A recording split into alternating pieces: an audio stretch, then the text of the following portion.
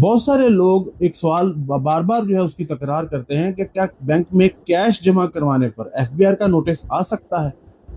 इस सवाल का जवाब जानना हर शख्स के लिए बिलुमूम और खासकर कारोबारी शख्स के लिए बहुत जरूरी है। इस सवाल का जवाब जानने के लिए हमारे चैनल को सबसे पहले आप सब्सक्राइब कर लें, बेल आइकन पर क्लिक करें ताकि टैक्स मामला से रिलेटेड तमाम तरह अपडेट्स सबसे पहले आप तक पहुंच सकें।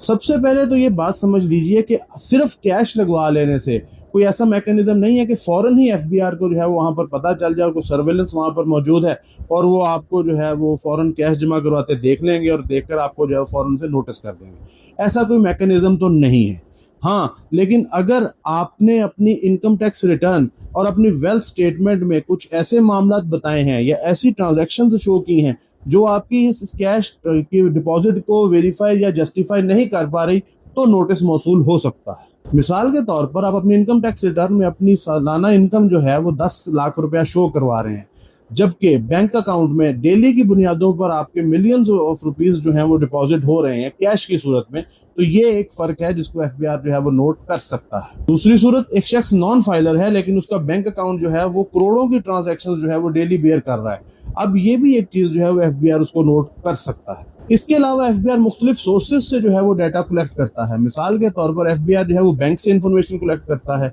आपने कोई प्रॉपर्टी खरीदी है या बेची है तो तब आपको जो कैश की आमदोरफ्त हुई वहां से बैंक जो है वो इस डाटा को कलेक्ट कर लेता है। या वो गाड़ी आपने खरीदी और उस पर आप जो भी मामला आपके हुए तो बैंक वहां से जो है वो एक्साइज से जब आप उसको रजिस्टर करवाते हैं तो आपकी जो है वो इन ट्रांजैक्शंस को, पोटेंशियल ट्रांजैक्शंस को जो है वो मॉनिटर कर लेता है, नोट कर लेता है।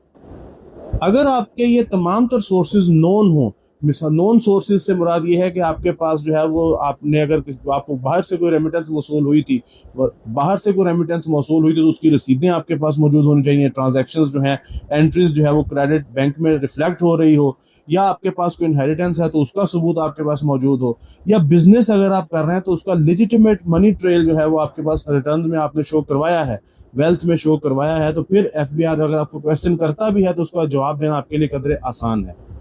इसीलिए आप अपने इनकम टैक्स रिटर्न को और वेल्थ स्टेटमेंट को प्रॉपर जो है वो फाइल करें, और डॉक्यूमेंटेशन आपकी जितनी ज्यादा मजबूत, जितनी ज्यादा प्रॉपर और जितनी ज्यादा एक्यूरेट होगी उतने ही नोटिस आने के चांसेस कम होंगे। लेकिन नोटिस फिर भी अगर आ जाता है आपको तो उस नोटिस को इस मजबूत डॉक्यूमेंटेशन की बेस पर आप इजीली जो है वो टैकल कर सकते हैं।